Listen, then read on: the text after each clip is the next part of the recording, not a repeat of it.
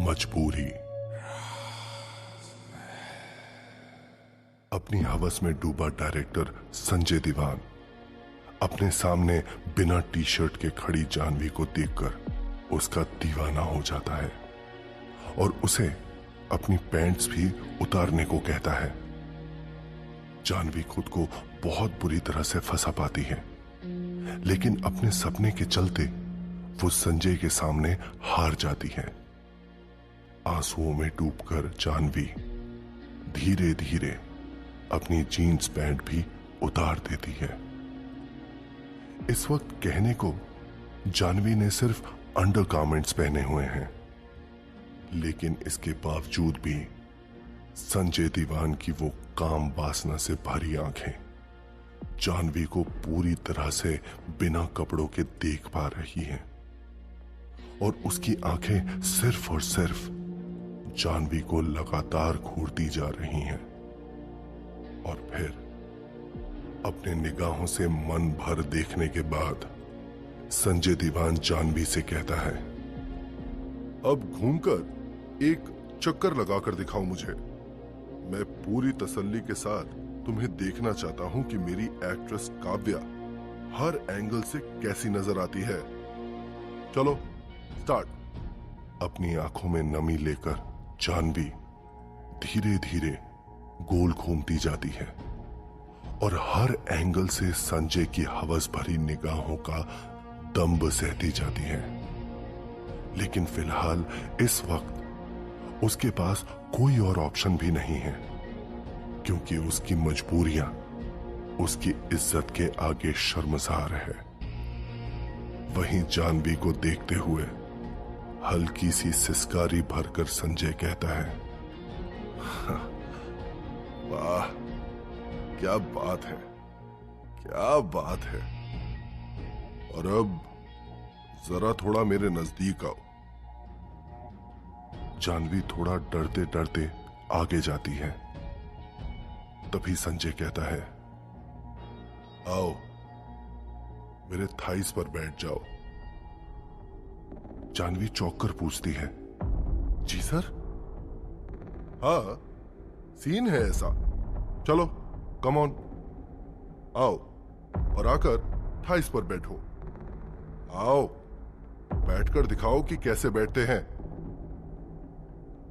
वहीं एक और दरवाजे पर मौजूद विशाल ये सब देखने की कुव्वत नहीं रख पाता और वो अपनी नजरें झुका लेता है और दूसरी तरफ देखकर सोचता जा रहा है कि इतना बड़ा डायरेक्टर कहने वाला खुद कितना घटिया इंसान है।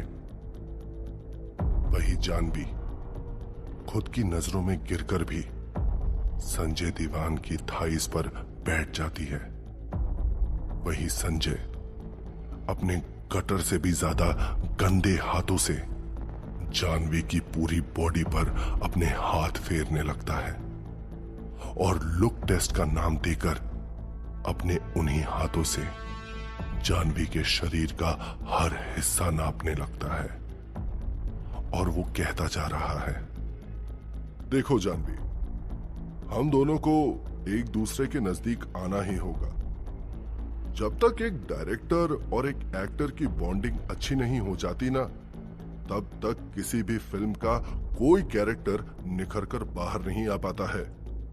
It's a part of cinema and it's also called character study.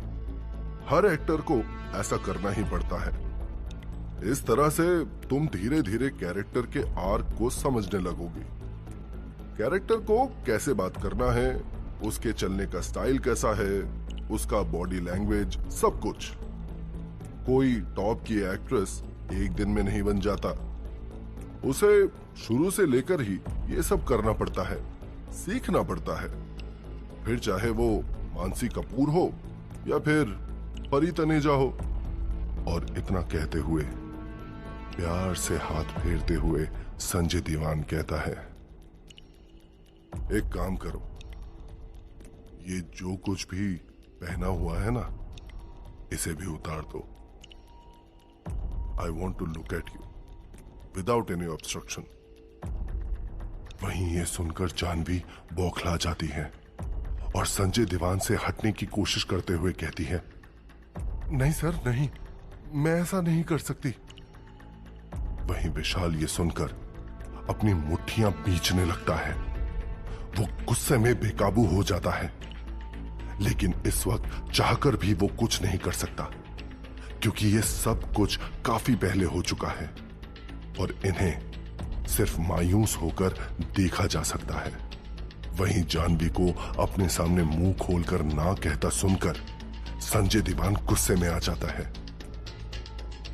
यहां सिर्फ टाइम वेस्ट करने आई थी मेरा, उठाओ कपड़े और निकल जाओ यहां से। वहीं जानवी गिड़गिड़ाते हुए कहती है, गुस्सा मत होइए सर, प्लीज सर, आप गुस्सा मत होइए। वहीं संजय जैसे जानवी पर कोई एहसान कर रहा हो इस तरह से रिएक्ट करते हुए अपने तेवर दिखाकर कहने लगा, मैं तुम्हारे बारे में इतना सोच रहा हूं, कई सारे रेफरेंस आए हैं इस नई फिल्म के काव्या के रोल को लेकर। कई टॉप की एक्ट्रेसेस कतार में खड़ी है और तुम्हारे अंदर तो दम नाम की कोई चीज ही नहीं है। तुम क्या टॉप की एक्ट्रेस के सामने खड़ी भी हो पाओगी? नौकरानी लगोगी उसके सामने खड़ी। तुम यहां आई क्यों हो? क्या एक्टर को अपने कपड़े उतारने से पहले इतना सोचना पड़ता है? इसके साथ ही दुनिया जहां की कई और चीजें अलामतें जानवी को कहकर संजय बेइज्जत करने लगता है।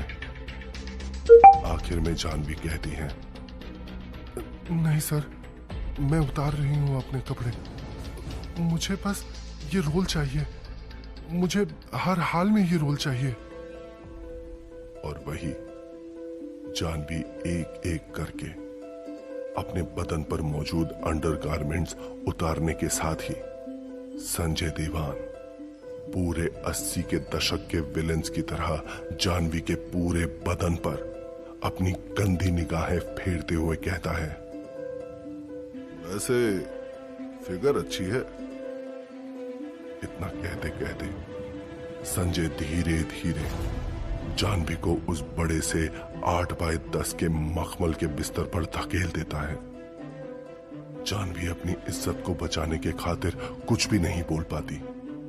वो बस अपनी आंखों में आंसू लिए अपने दोनों हाथों से अपने सीने को ढक लेती है और फिर संजय दीवान जानवी के साथ बिस्तर पर जोर जबरदस्ती करने लगता है।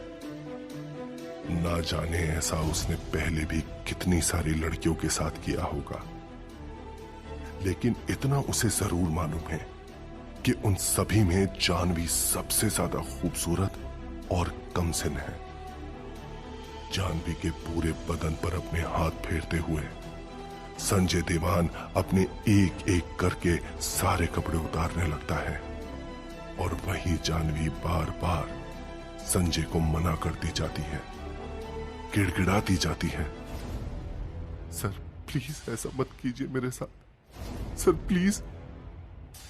वही संजय जोर से धक्का देते हुए जानवी को लिटा देता है और कहता है, चुप रहो, बस चुपचाप इस मोमेंट को एंजॉय करो और मुझे भी करने दो।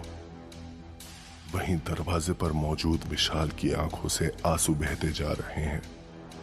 वो मजबूर है और कुछ भी नहीं कर पा रहा, क्योंकि ये सब कुछ हो चुका है। वहीं बिस्तर पर जानवी अपने आंखों से दर्द में लगातार आंसू बहाती जा रही है और वहीं संजय दीवान उसके पूरे बदन पर अपनी दरंदगी से पेश आ रहा है। उसके पूरे बदन को नोचता खसोटता हुआ उसके हर एक हिस्से को अपने हाथों से पहले सहलाकर मसलता हुआ और संजय अपने हवस को बुझाकर बिस्तर से उतरकर खड़ा हो जाता है। तब जानवी बिस्तर के एक कोने पर सिकुड़ जाती है और बिखरे हुए बालों के साथ अपने दोनों पैरों को मोड़कर घुटनों से अपने सीने को छुपा लेती है और रोने लगती है। और वहीं संजय दीवान एक एक करके अपने कपड़े पहनते हुए अपने पैंट पर बेल्ट लगाकर मंद मंद मुस्कुराता जा रहा है। और वहीं बिस्तर पर एक और मौजूद जानवी की ओर देख रहा है। तभी अपने इमोशंस को कंट्रोल करते हुए जानवी कहती है, सर अब तो मुझे आपकी फिल्म में ये रोल मिल जाएगा ना? इस बात पर संजय कुछ सोचने का नाटक करते हुए कहता है, अभी तुम कमसिन हो, अभी मुझे तुम्हें काफी ट्रेनिंग देनी होगी, तभी तुम इस रोल के लिए परफेक्ट हो पाओगी। और जैसा मैं काव्या का रोल चाहता हूं, ठीक वैसा उसे प्ले कर पाओगी। जानवी ने उम्मीद भरी नजरों से अपने आंसू पोंछते हुए कहा, सर प्लीज सर, मैं अपना सब कुछ छोड़कर आई हूं। मैं अपना गांव, अपने माँ बाप सब छोड़कर आई हूं।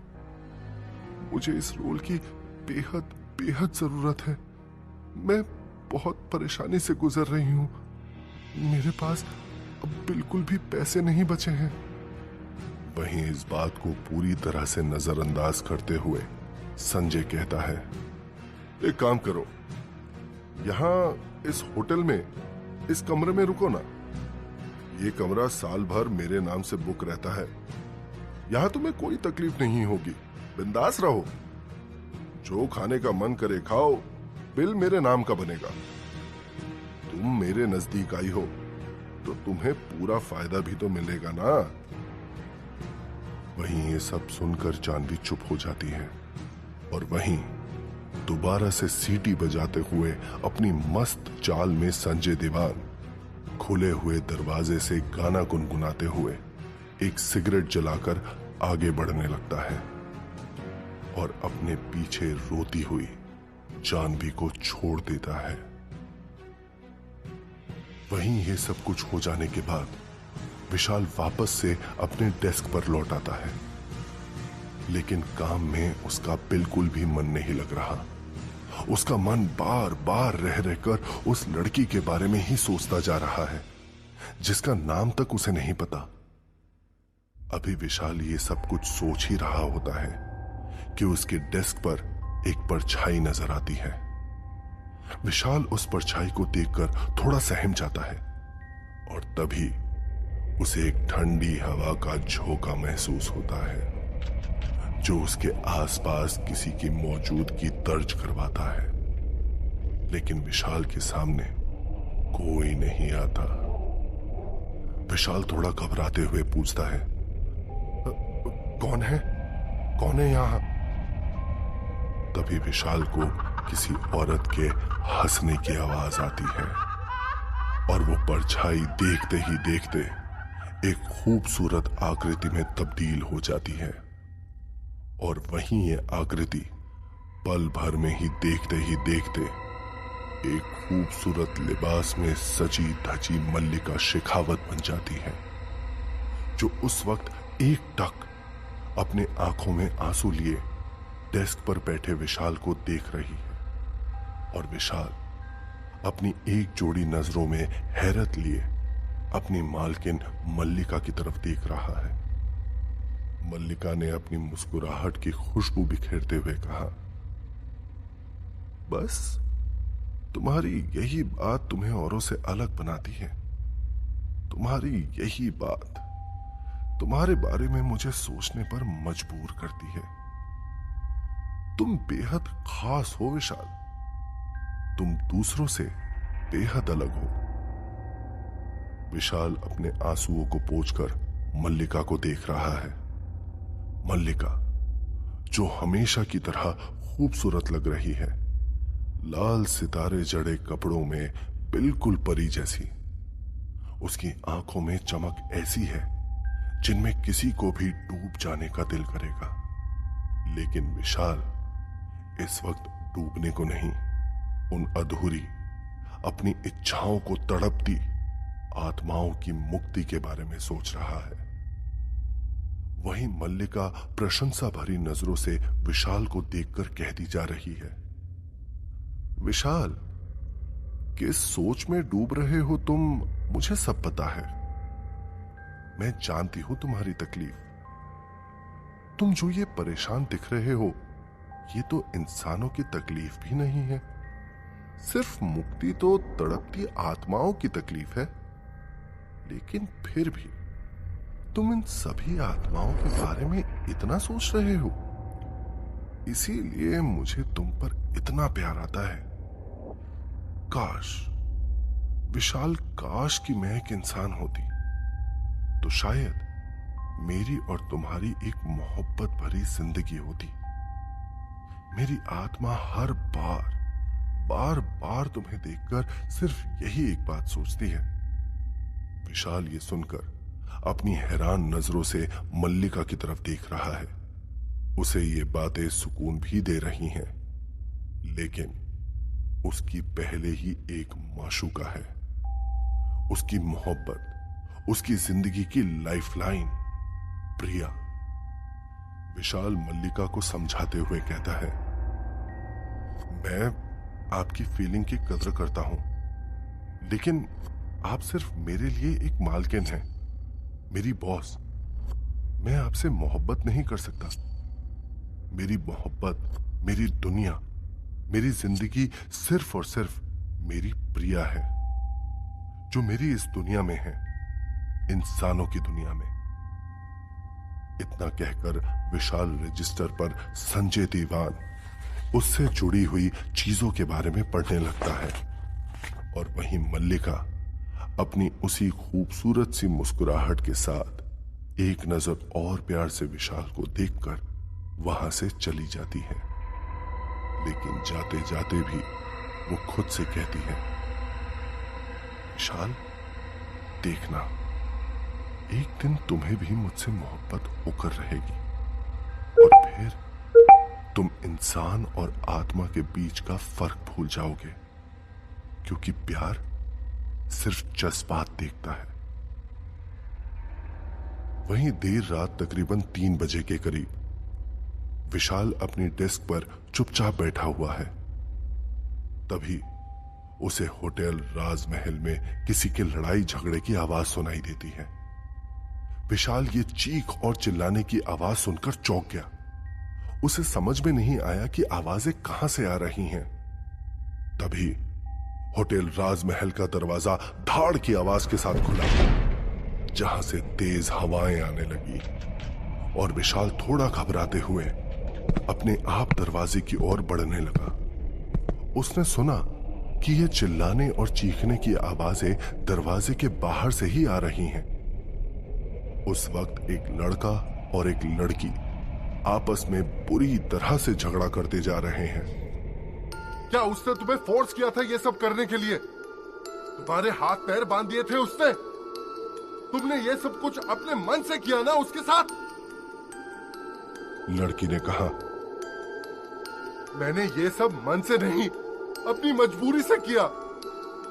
लेकिन आखिर बात तो एक ही है ना? इस सवाल पर वो लड़की खामोश रही। वहीं लड़के ने अगला सवाल गुस्से से पूछा, चुप क्यों हो तुम?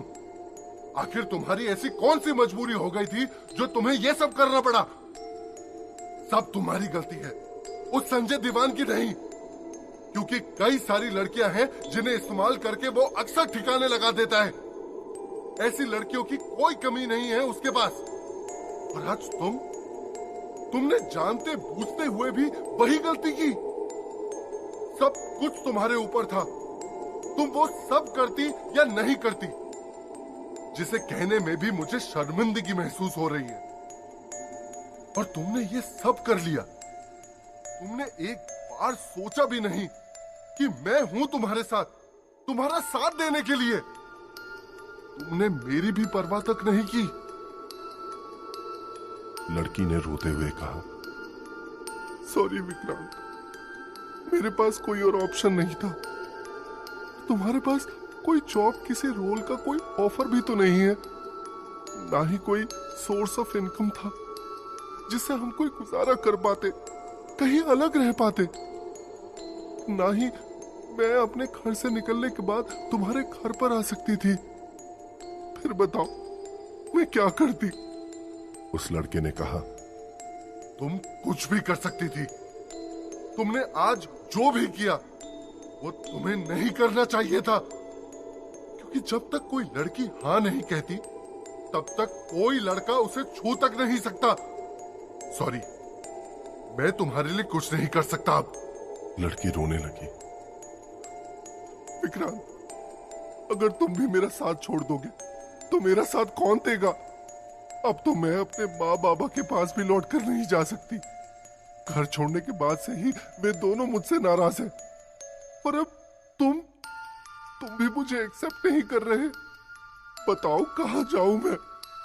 ये सब कहते हुए लड़की घुटनों के बल गिरकर गिड़गिड़ाने लगी। प्लीज मेरी मदद करो विक्रांत, प्लीज। तुम्हारे सिवा मेरा और कोई नहीं। तो क्या होगा आगे? क्या विक्रांत जानवी की मदद करेगा या उसे छोड़कर चला जाएगा? विशाल कैसे मदद करेगा जानवी की?